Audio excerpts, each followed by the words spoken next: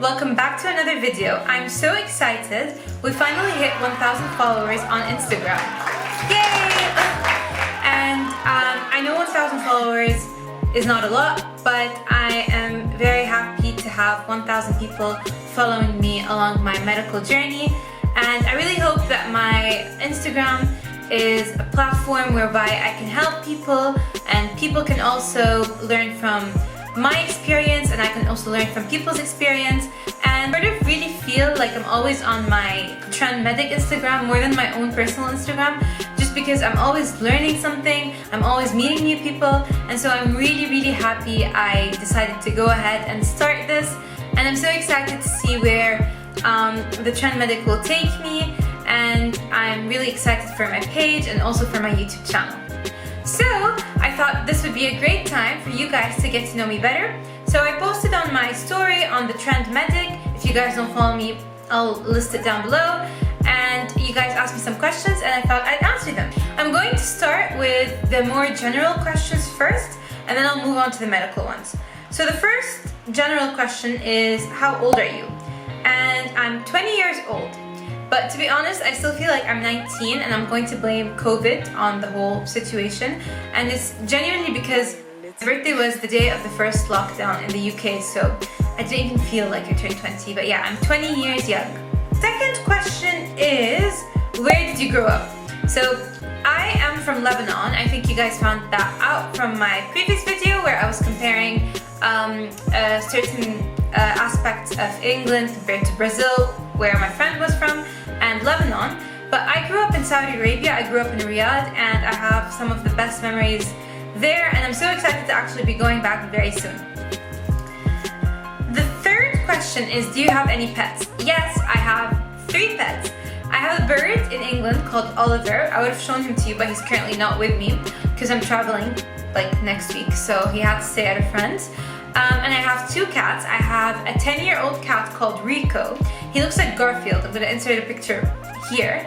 And he's so cute. He's such a smart cat. And yeah, he's so beautiful. He's so wise. He's literally like an aristocat. And I have another cat. He's called Noodle. I'm gonna post a picture of him here. And he's so cute. And I named Noodle after the noodle dish that I was eating that day, and yeah, he's such a cute fluffy cat, and I also miss him so much, and I can't wait to see him. Question is, favorite city. So what's my favorite city? So I've been to quite a few cities that I really like, but I think my favorite city would have to be Paris, because every time I go to Paris I feel like I'm in a movie, literally, like La Vie en Rose plays in my head, and I'm just like, you know, I feel like I'm in a movie. So definitely Paris, because I feel like when I visit, it does not only give me a surrounding, but it gives me like a feeling, you know? So that's why I would say Paris. The next question is video title. So what's the video title? I think the person meant, what is the video title of this video? I'm actually not quite sure. You'll find that out when I post it. Was, how do you stay so positive in a pandemic?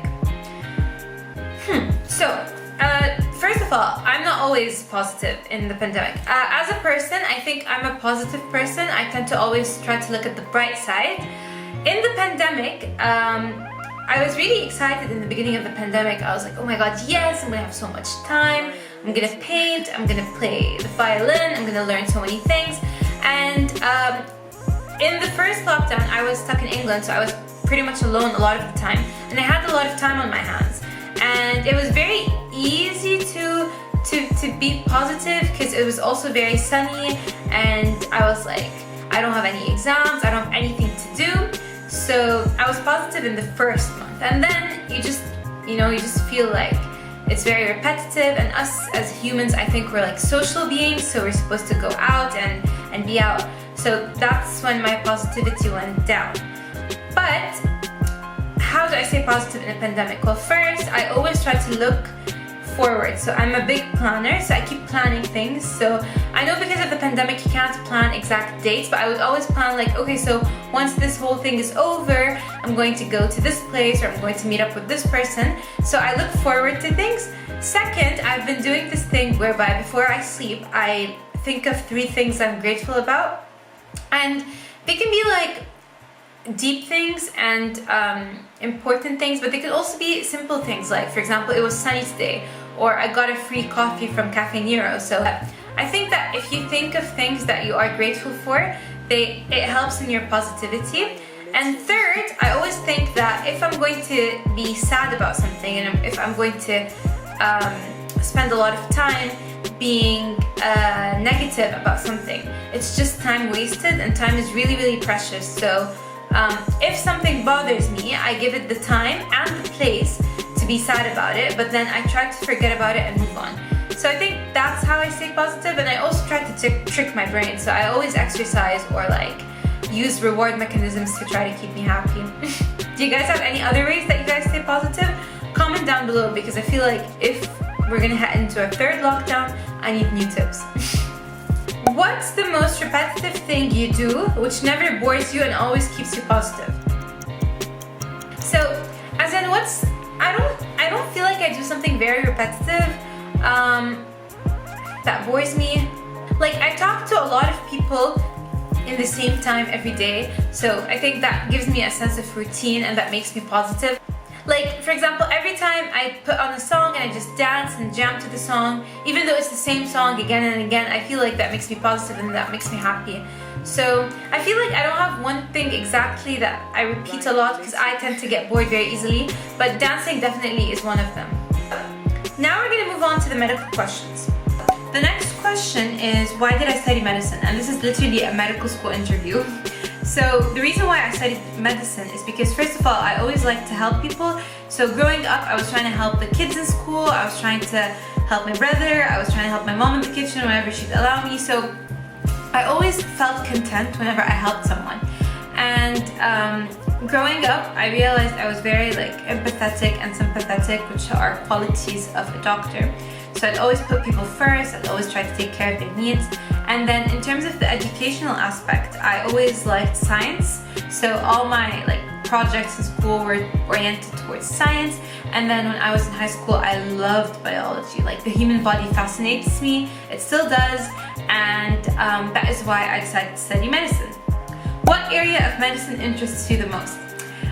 Medicine is really interesting, and I can tell you things that don't interest me, but a lot of things interest me. I really like fetal medicine, so I like embryology. I know a lot of people don't like embryology, but I really liked it. Like, I like how certain triggers in the environment can affect the baby, the fetus, so I really found that interesting. And I love immunology, I love microbiology, and I know that people don't really like these subjects, but they're just so fascinating. Like, the immune system for me is just wow. Imagine a government that was based upon the immune system, that would just be...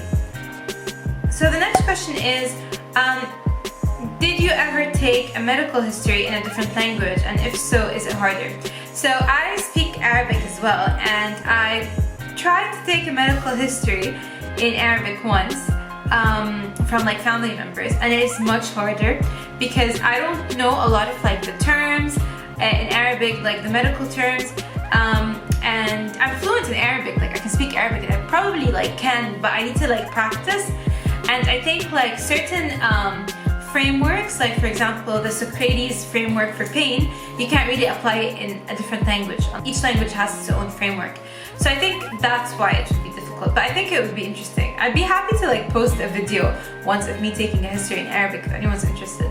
I love your videos, so informative and entertaining. Thank you so much. Where do you see your content headed? So the reason why I did this YouTube channel is to try to share my experience with everyone, especially because I'm an international student, and I thought I would share things I've learned and share my tips and tricks, because I believe that you always learn something from someone, and I'd also love to learn things from you guys. So always comment down below if you have any tips or any other ideas. So I'd definitely continue with that. I'd also see myself doing a bit more vlogs, some travel vlogs. I love travel vlogs, and I've done a few before, but I never posted them, so comment if you guys would like to see them. I might do a few cooking vlogs here and there, And yeah, I always want to share something useful and purposeful, and that is where I hope my content would always be heading. So that is all for now. I am so grateful for the 1,000 followers on Instagram. I'm so grateful for you guys on YouTube, and I just feel like I'm a part of like a big family online, so I really love that. And yeah, I hope you got to know me a bit more, and as usual, I'll always be happy to answer any of your questions, and I'll see you in the next one. Bye!